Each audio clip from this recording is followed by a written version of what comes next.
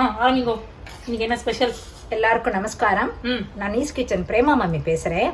இன்னைக்கு வந்து இந்த 7 தான் கூட்டு பண்ண போறேன். 7 கறி கூட்டுங்கிறது பொங்கலுக்கு பண்றது. அது சில பேரா எந்த ஃபெஸ்டிவலுக்குன்னு சொல்லுங்க. ஆமா, இது வந்து திருவாதிரை ஆருத்ரா தரிசனம் வருது இல்லையா? இந்த வருஷம் ஜனவரி 6ஆம் தேதி திருவாதிரை நோன்பு. எத்தனை மணிக்கு பண்ணோம்? அது காத்தால பண்ணுவோம். அதுக்கு டைம் எல்லாம் கிடையாது. காரடை நோம்பு தான் மாசம் பிறக்கிறத வச்சு சொல்லுவா. இதுக்கு டைம் கிடையாது. பாவை நோம்பும்பா இத. கல்யாணம் ஆகாத பொண்கள் இத பண்ணினா அந்த கல்யாணம் ஆகும்னுட்டு ஒரு ஐதீகம் வச்சிருக்கா. அது பாவை நோம்புன்னு பண்ணுவா இது. அதுக்கப்புறம் வந்து அதுக்கு நானே நீ பண்ணப்படான்னு சொல்லி நம்மளும் பண்ணுவா. எல்லாருமே பண்ணுவோம். லேடிஸ் எல்லாம் பண்ணுவா. அதை வேலை போட்டு ஒரு வாட்டி நம்ம இதுல வீடியோ காட்டியிருக்கோம்னு நினைக்கிறேன். நம்ம சேனல்ல இருக்கு பண்றதுன்னு இருக்கு, போட்டுருக்கோம். அது களி எப்படி பண்றதுன்னு இருக்கு, எப்படி பரமாறி எப்படி பண்றதுங்கிறது இருக்கு. 7 கறி கூட்டு தான் நம்ம சேனல்ல இல்ல. அதனால திருவாதிரைக்கு முன்னாடியே 7 கறி பண்ணிட்டு ஆமா, நீ வந்து இந்த திருவாதிரை அன்னைக்கு நீ சென்னையில இருப்ப. ஆனா வீடியோ வந்து சிங்கப்பூர்ல ரிலீஸ் ஆகுது. நீ வந்து தமிழ் நியூ இயர்ஸ் டே வரைக்கும் வீடியோ எடுத்தாச்சு நம்ம. கரெக்ட். அதனால வந்து இந்த வீடியோ எடுக்கும் போது நீங்க சென்னையில இருப்பேன். ஆமா, நான் வந்து இந்த வீடியோ பார்த்து சாப்பிட்டு முடிச்சதை பார்த்துட்டு இருப்பேன். அதான் இது வந்து இது அதுக்காகத்தான் இப்ப பண்றோம் நாங்க. இதை வந்து 7 கறி 7 தான் 7 தான் போடுறதுனால 7 தான் சொல்லுவா. இது அவ ஃபேமிலியில எல்லாராத்தையும் வழக்கம் உண்டு. சில பேர் பண்ண மாட்டா. இப்ப எனக்கு என்ன டவுட்னா, இப்ப பொங்கலுக்கும் இதே மாதிரி பண்ணோம்ல, இதே ரெசிபி யூஸ் பண்ணிக்கலாமா? வேற பண்ணலாம். இதே ரெசிபி பொங்கலுக்கும் யூஸ் பண்ணலாம். யூஸ் பண்ணிட்டு 1 மாசத்துக்கு வச்சுக்கலாம். நீ 2 மாசம் வச்சுக்கேன். சப்போஸ் எங்காலத்துல 5 கறி பண்ணினா செலவாகாது அப்படின்னு சொன்னேன்னு வச்சுக்கோங்க. முக்கியமா பண்ண வேண்டிய கறியை பண்ணிவிட்டு இது தர்ப்பண பண்றவங்க வாழைக்காய் பண்ணுவா. சாதாரணமா ஒரு கறி பண்ணிவிட்டு அந்த 7 தானே இதுல போட்டுட்டு எரிச்சு குழம்பா பண்ணி சாப்பிடேன் பண்ணிடுவோமே. எங்க அண்ணன் மெனக்கட்டு கேட்பான். இது பண்றதுல எங்க அண்ணா ஞாபகம் வரும். அதனால இன்னைக்கு கூட எங்க அண்ணா ஞாபகம் வச்சுட்டு இப்ப போட்டோ எடுத்து அனுப்ப போறேன் எங்க அண்ணாக்கு. நீங்க பண்ணிட்டோம் பாரு அப்படின்னு விட்டோம். சரி சரி, வீடியோக்குள்ள போலாமா? Okay okay. 7 கறி கூட்டுக்கு தேவையான காய்கறி என்னன்னு பார்க்கலாமா? முதல்ல தக்காளி காய், பரங்கிக்காய், இது வந்து அவரைக்காய் கிடைக்கல. இந்த ஊர்ல கிடைக்கிற அவரைக்காய். இது அவரைக்காய் கிடையாது. அவரைக்காய் கிடைக்கலன்னா இது ஸ்னோ பீஸ் அப்படின்பா, அது போட்டுக்கலாம். அதுக்கப்புறமா சாட்டை பயிர், லாங் பீன்ஸ் போலாது. இது சாட்டை பயிர். நாங்களாம் சாட்டை பயிர் பைத்தங்காய் சொல்லுவோம். ஓகே. அப்புறமா வந்து பூசணிக்காய். இந்த ஊர்ல வின்டர் மெலன் அப்படின்னு விற்கிறான். அப்புறமா உருளைக்கிழங்கு.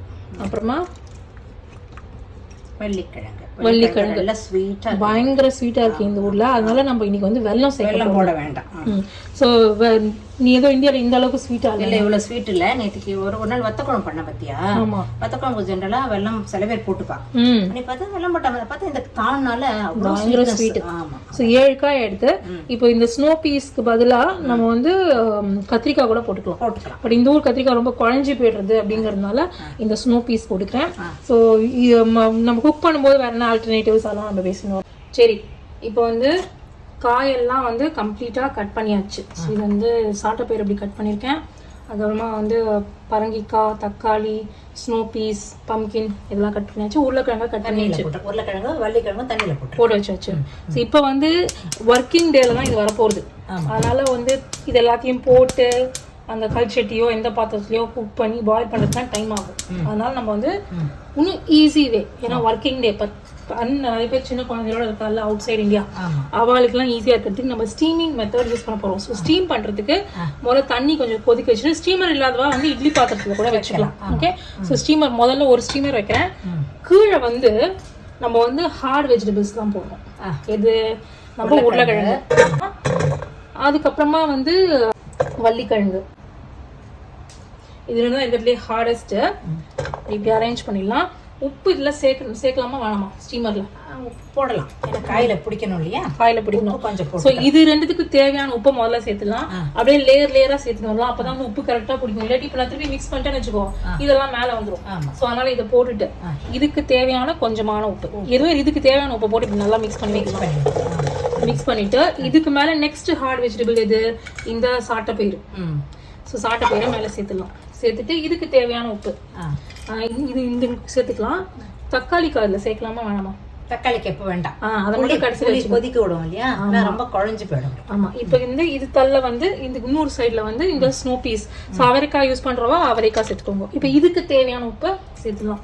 கொஞ்சம் கொஞ்சம் உப்பு, அந்த காய்க்கு தேவையான உப்பு சேர்த்துட்டோம்னு வச்சுக்கோங்க, கரெக்டா உப்பு பிடிச்சிடும். கரெக்டா? இப்போ உனக்கு அனுபவம் இருக்கு, நீ போட்டுட்டு இருக்க.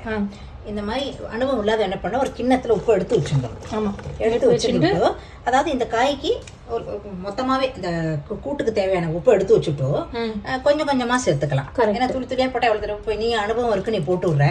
நம்ம பிகினர்ஸ்க்கு சொல்லி தரோம் இல்லையா, அவளுக்கு கிண்ணத்துல மொத்த உப்பு எடுத்து வச்சு எப்போதுமே கொஞ்சமா உப்பு சேர்த்துட்டு அப்புறமா கடைசியில வேணா ஆட் பண்ணிக்கலாம். அது ஆட் பண்ணிக்கலாம் சொன்னேன். இது ஒன்றும் ஈஸி வழி. போட்டுட்டு அப்பப்போ அந்த கிண்ணத்துல இருந்து எடுத்து எடுத்து துளி துளியா ஸ்ப்ரெட் பண்ணிக்கலாம். இப்போ இதுக்கு மேல நான் வந்து பரங்கிக்காய் போட்டு போறேன். இப்போ வந்து நம்ம வந்து இவ்வளவு காய்கறி சேர்த்துருக்கோம்ல, எந்தெந்த காய்கறிலாம் சேர்க்க கூடாதுன்னு சொல்லு உங்க ஆத்து வழக்கப்படி. வெங்காயம் எல்லாருக்குமே சேர்க்க மாட்டான். முருங்கைக்காய் இல்ல சில பேர் வந்து சொல்லுவா, நம்ம பார்த்து வழக்கப்படின்னு ஒரு கிளாஸ் போட்டுருவோமே, எதுக்கு நக்கீரர்கள் இருக்காங்க நிறைய பேர். முருங்கைக்காய், முள்ளங்கி, வெங்காயம் சேர்க்க மாட்டோம். அப்புறம் வந்து நீ வந்து சொன்ன சுண்டைக்காய்க்கு சேர்க்கட்டுமான்னு கேட்டேன். ஆமா, சுண்டைக்காய், வெண்டைக்காய் சேர்க்க மாட்டோம். ஏன் வெண்டைக்காய் சேர்க்க மாட்டோம்னா குழன்னு இருக்கும். அதே மாதிரி கத்திரிக்காயும், அதனாலதான் கத்திரிக்காயும் சில கத்திரிக்காய் வெரைட்டி குழஞ்சு போடுது. நம்ம ஊர்ல கெட்டி கத்திரிக்காய் இருக்கும், கத்திரிக்காய் சேர்ப்போம் நாங்க. வாழைக்காய் சேர்ப்போம். உனக்கு இங்க கிடைக்கல வாழைக்காய் கிடைக்கல. அதனாலதான் அதாவது மெயினாவே நாட்டுக்காய் தான் சேர்ப்போம். நாட்டுக்காய்னா அந்த கிராமத்துல கிடைக்கிற காய்கள் தான் சொல்லுவா நாட்டுக்காய்ன்னு சொல்லிட்டு.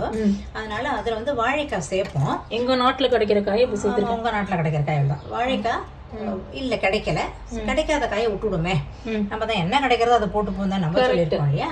அதனால சோ இப்ப வந்து இது பரங்கிக்காவும் சேர்த்தாச்சு. பரங்கிக்காய் தள்ள பூசணிக்காய், ஏன்னா பூசணிக்காய் தான் ரொம்ப ஃபாஸ்டா குக் ஆயிடும். சோ இந்த மாதிரி லேயரா சேர்த்துட்டோம்னு வச்சுக்கோங்க, ஈவனா வந்து குக் ஆயிடும். ஆமா. சோ என்கிட்ட பார்ட்டிஷன் ஸ்டீமர் இருக்கு.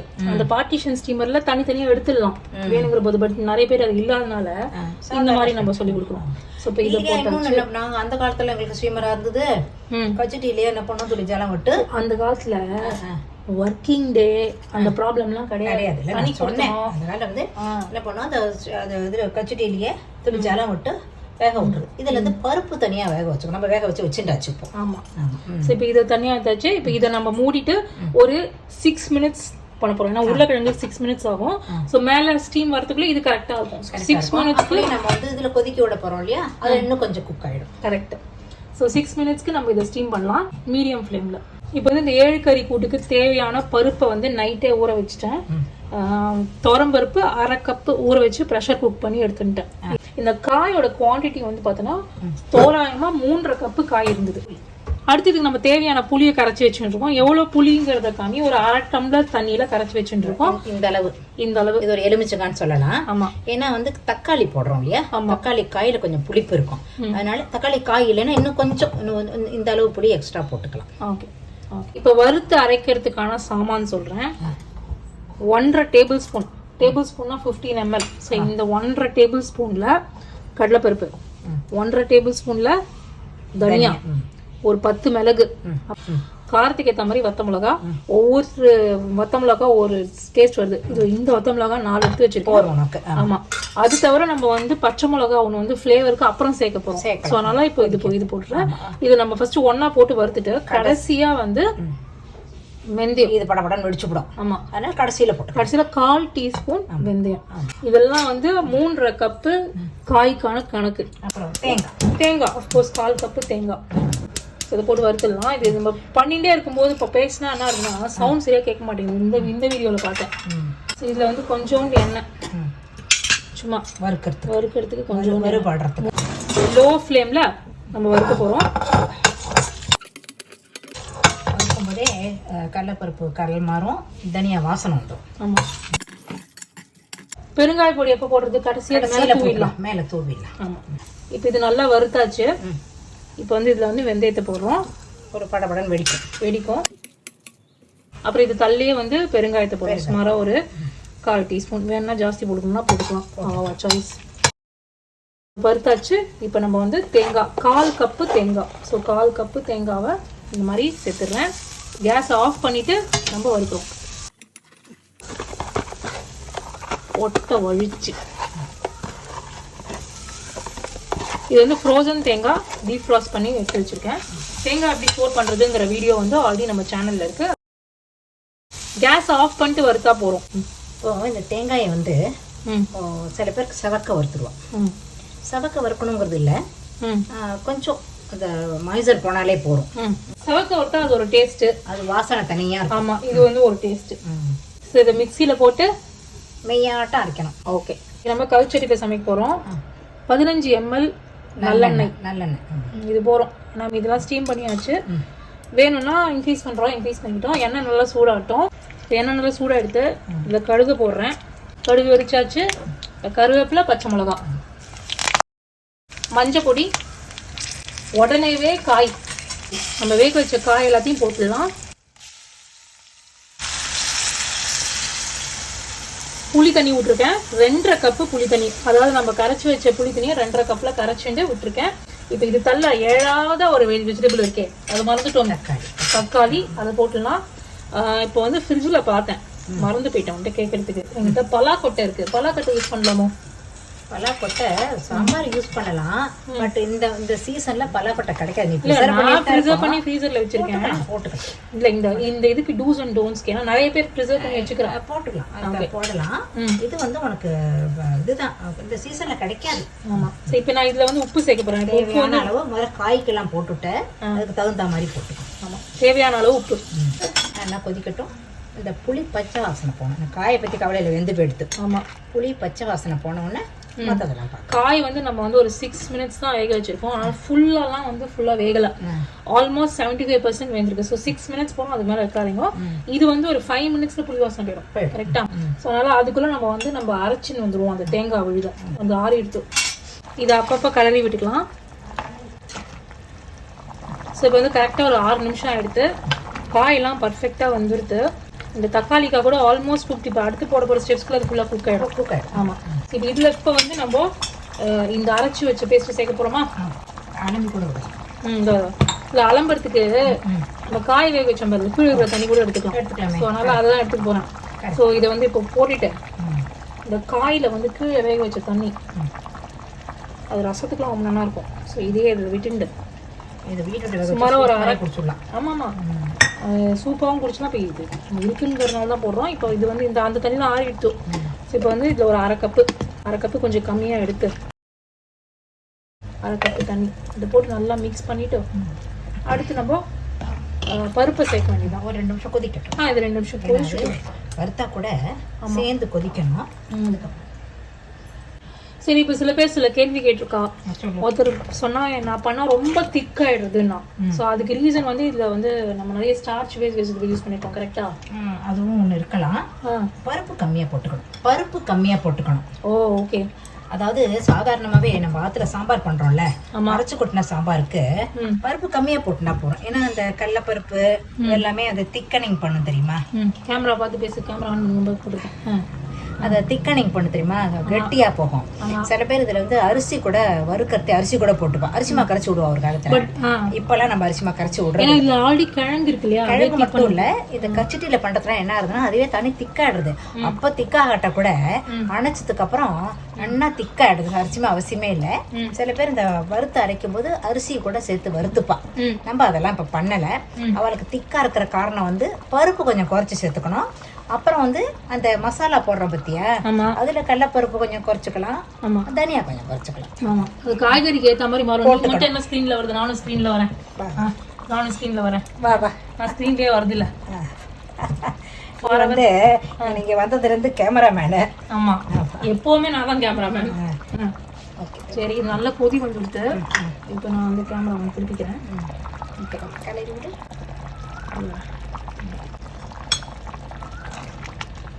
இது வந்துடுது இல்லையா? இப்போ பருப்பு சேர்த்துலாமா? சேர்த்துலாம். கச்சிட்டியா இருந்தா கூட அப்பப்போ கலரி விடணும். ஆமா, கலரி விடணும். கலரி விடுறது நாங்கள் காமிக்கல. அடியில உட்காந்து பருப்பு நல்லா வெண்ணெய் மாதிரி வெந்துடுத்து. இதுல இருந்து அரை கப்பு துவரம் பருப்பை நைட்டே ஊற வச்சிட்டோம். அப்பதான் அது நல்லா மசிஞ்சு வரும்னு. இது கார்த்தால பண்ற ஃபங்க்ஷன், அதனால நைட்டே ஊற வச்சுட்டு எப்படி இருந்துன்னு பார்க்கலாம்.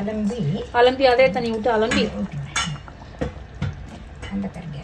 ஸோ இந்த வீடியோ பண்ணும்போது நமக்கு வந்து திருவாதிரை கிடையாது. நம்ம திருவாதிரைக்காக இந்த வீடியோ பண்றோம். அதனால தாராளமா நீங்க டேஸ்ட் பண்ணி பார்க்கலாம். கரெக்டா? நீங்க ஆல்ரெடி டேஸ்ட் பண்ணிட்டேன். ஆமா, புளி வந்து தானே பார்க்க சொன்னீங்க. ஆமா,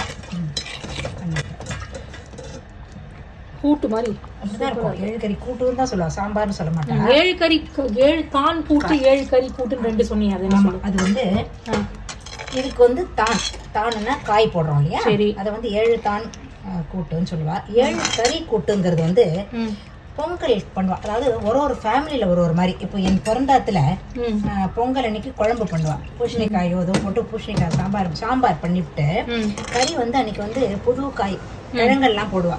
சக்கரவள்ளி கிழங்கு, அப்புறம் வந்து இது உருளைக்கிழங்கு வேணும்னா உருளைக்கிழங்கு போட்டுக்கலாம்.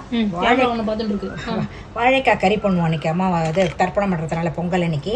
வாழைக்காய், பரங்கிக்காய், செப்பங்கிழங்கு, அவரைக்காய், அப்புறம் வந்து இன்னொன்னு கிழங்கு இது வள்ளிக்கிழங்கு.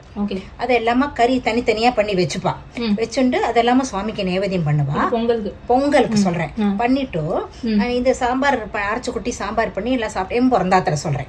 சாப்பிட்டுக்கிட்டு முடிச்சதுக்கு அப்புறம் சாயங்காலமா அந்த மாதிரி பெரிய இவ்வளவு வைத்தணும்டா, இது ஒண்ணுமே இல்ல, இவ்வளவு பெரிய கச்சட்டியில பண்ணுவா. அதை பண்ணிட்டு சாயங்காலமா என்ன பண்ணுவா, அந்த காயெல்லாம் இருக்கு பத்தியா, அதெல்லாத்தையும் வழிச்சு நல்லா தொடச்சு போட்டு இந்த சாம்பாருக்குள்ள போட்டு நல்லா கொதிக்க விடுவா. தூளி வெல்லம் போடுவா. வள்ளிக்கிழங்கு போட்டான்னு வெல்லம் போடாம இருக்க மாட்டா. போட்டா அதெல்லாம் இந்த ஊர் வள்ளிக்கிழங்கு ரொம்ப பார்த்தேன்.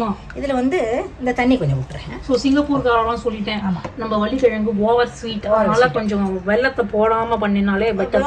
போட்டுக்கிட்டோம், நமக்கு அவசியம் இல்லை. ஆமா, ஏன்னா நான் வந்து அன்னைக்கு வெத்த குழம்பு பண்ணிட்டு ஸ்வீட்டா போட்ட மாதிரி இருந்து. இது இப்போ இப்படி இருக்கேன்னு நினைச்சுக்க வேண்டாம். அந்த கச்சிட்டினால கொஞ்ச நேரம் திக்கா போயிடும். ஆஃப் பண்ணிட்டுமா? ஆஃப் பண்ணிட்டுமா? ஒரு கொதி ஒரு சாதாரணமா பேசிட்டே இருந்தோம் இல்லையா, அந்த 7 கறி கூட்டு சாயங்காலமா என்ன பண்ணுவா, அந்த கச்சிட்டில அந்த சாம்பார் மீந்தி இருக்கும் இல்லையா, அதுல இந்த 7 கறியும் தூக்கி போட்டு நல்லா கொதிக்க விடும். துளி வெல்லம் போட்டு கொதிக்க விடும். அதுதான் எரிச்ச குழம்பும்பா. எரிச்ச குழம்புனாக்க அது அது இருந்ததுன்னு வச்சுக்கோங்க, தோசை இட்லி இதுக்கெல்லாம் தொட்டுக்கிறதுக்கு ஒரு அது இருக்கிற வரைக்கும் தொட்டுக்க சட்னி பண்ண மாட்டான். இது வந்து மொத்தமா பண்ண வேண்டியது பண்ணிட்டு அந்த நாள்ல ஃப்ரிட்ஜா இருந்தது. எங்க அண்ணா கேட்டு வாங்கி சாப்பிடுவோம் தெரியுமா. எங்க வந்தா இப்போ எங்க இடத்துல பொங்கலுக்கு எல்லாம் அதை வைக்க மாட்டேன்டா அப்படின்னு விடுவேன். சரி அதாவது எப்படின்னா எப்படி வேடிக்கையா சொல்லுவான்னா, திருவாதிரைக்கு பண்ற இதுவும் வந்து என்ன பண்ணுவா, எரிச்ச குழம்பு துளி வெள்ளத்தை போட்டு கொதிக்க வச்சுடுறான். திருவாதிரைக்கு பண்ற எரிச்ச குழம்பு பொங்கலுக்கு போகி வரைக்கும் வந்துடும். போகிக்கு முதனா வரைக்கும் வந்துடும். ஆமா இல்ல, இப்போ வந்து கொதிக்க வச்சு அப்படியே லட்டு மாதிரி இருக்கும். அந்த இது பார்த்தா லட்டு மாதிரி ஆயிடும். கொதிக்க வச்சு அதுக்குன்னு தீஞ்ச வாசல்லாம் வராது. கிட்டக்க நின்று அடுப்பை என்ன பண்ணுவா, மாமா வந்து வெயிட்டிங் இருக்கட்டும். அடுப்ப என்ன பண்ணுவா, அந்த கட்டையை இழுத்துட்டு கடைசியில தான் போடுவா. கச்சட்டியில போட்டு இது பண்ணுவா. இது வந்து ரொம்ப வயசானவாலாம் பழம்பத்துன்னு சாப்பிட மாட்டா. பழையதுலயே இப்போ என்ன ஒரு கான்செப்ட் சொல்லிட்டு இருக்கான்னா, இது 10 பாக்குறவாளுக்கு அப்புறம் என்ன திட்டாத 10 11 பருப்பு தனியாக வச்சுனா 10 இல்லைன்னு விடுறான். அது என்னப்பா, நான் எல்லாத்தையும் ஒரே குக்கர்ல வச்சு முடிச்சிருவேன். நீ வேற அந்த லாஜிக் எல்லாம் சொல்லிட்டு இருக்க. நெஞ்சால போட்டுருவேன். ஆமா, எல்லாத்தையும் நெஞ்சால போட்டு ஒரே திரிக்கா முடிச்சிருவேன். சரி, இப்ப இதுக்கு வந்து கடைசி ஆஃப் பண்ணிடலாம். ஆஃப் பண்ணிட்டு கொத்தமல்லி சூவிடலாம். கொஞ்சம் இது நல்லெண்ணெய். சரி, கடைசியா இதுக்கு நல்லெண்ணெய் தூர. இது வந்து நீங்க வெத்த குழம்புக்கும் பண்ற, இதுக்கும் பண்ற அப்படிங்கிற வாசனை. ஆமா, நல்ல வாசனை. இது நல்லா 1 டீஸ்பூன் 1/2 டீஸ்பூன் வச்சுக்கோங்க. போதும். முதல்ல நிறைய விட்டு தாளிச்சு கொட்டியாச்சு. இது 1/2 டீஸ்பூன் நல்ல வாசனை. குழம்பு வத்த குழம்பு சாம்பாருக்கெல்லாம் நல்லெண்ணெய் தான் வாசனை. நாங்கெல்லாம் வந்து நல்லெண்ணெயே விட்டுட்டு சாப்பிடுவோம். சாத்தை பிசைஞ்சுண்டு குழம்பு குத்திண்டு நல்லெண்ணெயே விட்டுப்போம். அது ஒரு லாஜிக் தெரியுமா உனக்கு? குழம்புக்கு நல்லெண்ணெய் விட்டுப்போம், ரசத்துக்கு நெய் விட்டுப்போம். அது சரி. அதை நெய்யும் அது இன்னும் ரசஞ்சாத்துக்கு நெய் ரொம்ப வாசனையா இருக்கும், ரொம்ப நல்லா டேஸ்டியா இருக்கும். ஸோ அதனால அப்படி பண்ற வழக்கம். சோ இதோட முடிஞ்சு கொடுத்து இல்லையா, இது இப்படிதான் கொதிக்கும். எல்லாருக்கும் ஒரு நமஸ்காரத்தை சொல்லுவோமா. இது கொஞ்ச நேரம் கொதிச்சுட்டு இருக்கும். இந்த சூடு இந்த இன்னும் திக்கா போயிடும் பாருது. இது பாடுக்கு மங்களத்தை போட்டுரும். சரி, ஒரு மங்களத்தை போட்டுரும். 7 கறி கூட்டு பண்ணிட்டேன். களி தான் பண்ண மாட்டேங்கிற. ஆமா, களி பண்ணாதான் டைம் இல்ல. களி பண்றதுக்கு டைம் இல்ல. இருந்தா அது கூட பண்ணி காட்டிடுவேன். ஆல்ரெடி நம்ம சேனல்ல இருக்கு. அதனால சரி, நீ சென்னை வந்த போது வெங்கலப்பானையில பண்ணி காட்டியிருக்கேன். களி நம்ம சேனல்ல இருக்கு. அதை டிஸ்கிரிப்ஷன்ல கொடுத்து விட. அதை கொடுத்து போடாட்டா என்ன, டெக்னாலஜி இம்ப்ரூவ் ஆயிட்டு பாருங்க. ஆமா, அதை போட்டுட்டேன்னு வச்சுக்கோயேன். அதை பாத்துக்கு நீ இதை 2 நாள் முன்னாடி போட்டுவிடும். தெரிஞ்சுக்கிறதுக்கு.